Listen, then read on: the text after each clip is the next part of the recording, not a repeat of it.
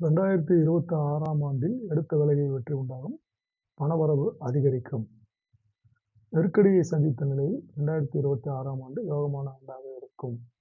சனி விலகுவது என்ற நிலையால் உங்கள் வாழ்வு வளமாகும். மீனத்தில் இருக்கும் சனியின் பார்வை லாபஸ்தானத்திற்கு கிடைப்பதால் தொழில் முன்னேற்றமடையும்.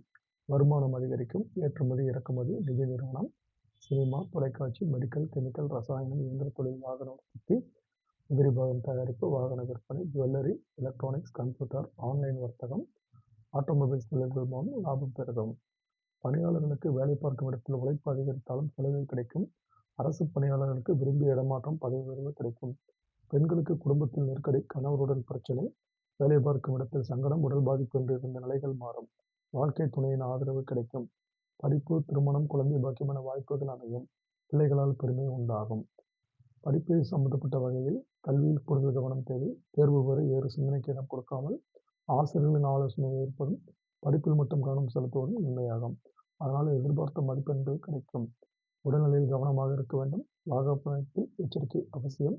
பரம்பரை நோய், தொற்று நோய்களால் திடீரென்று சங்கடம் ஏற்படும்.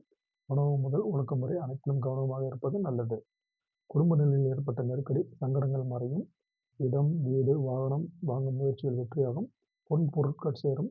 சுப நிகழ்ச்சி நடந்தேறும். சிலர் புதிய வீட்டில் பால் காய்ச்சுவார்கள். வெளி வட்டாரத்தில் செல்வாக்கு உயரும்.